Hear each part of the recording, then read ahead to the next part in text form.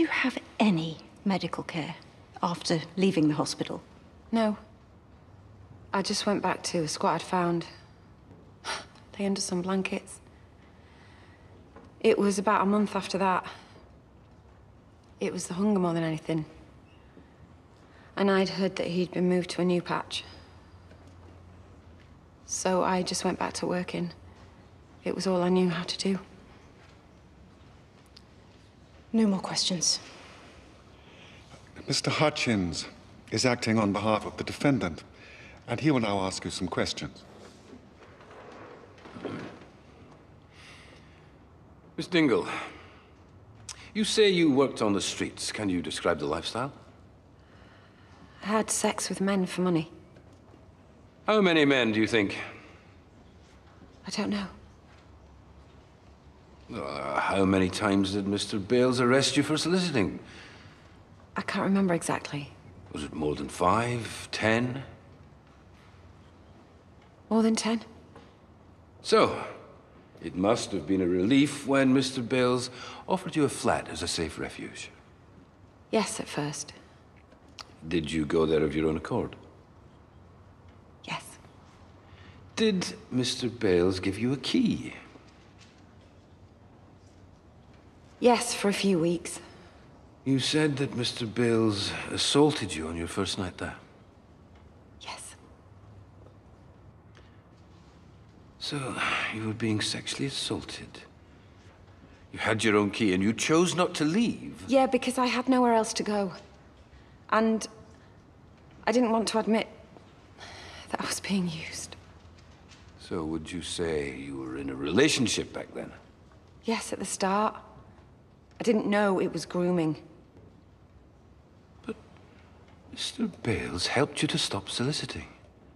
He homed you at his own personal cost. He risked a successful career on this most unlikely of relationships. I suggest that you cared about each other very much. Miss Dingle, when did you find out you were pregnant with Mr. Bale's baby? I was about 4 months. I don't know exactly. And did you inform the defendant? No, because I knew what he'd do. And what was that? Batter me, for sure. Try and hurt the baby. But he was providing a roof over your head, food every day. Why would he wish to harm your unborn child? Because it would get him into trouble, wouldn't it? Having a baby with an underage kid. But you could have looked after it. He wouldn't have let me, no way. And there was no chance trying to convince social services. Why not? Because I was 14. I'm sure Mr. Bales could have accessed appropriate support. No, that wasn't happening, sorry. You seem very sure about that. I am sure. And yet you didn't give Mr. Bales a chance to express his opinion. No. There seems to be a lot of second-guessing going on here. Whereas in actual fact, you had no way of knowing whether you'd have been able to keep the baby or not. It's not even about him. I had a child taken away from me before. Ah, so this was your second baby? Yes. The first was with my boyfriend at the time. I was 13, he was 14, and I had no family support. So because you'd lost one child, you wanted to keep this one. And your failure to do so is why you are blaming Mr. Bales, when you have a history of abdicating responsibility for your children. I didn't think he'd survived. That is the only reason I left, and I've since repaired my relationship with him.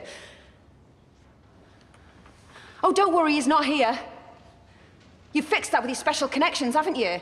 I mean, banging up your own son to intimidate me. Miss Dingle, please, refrain from addressing the defendant. You know, and I know, that you're lying.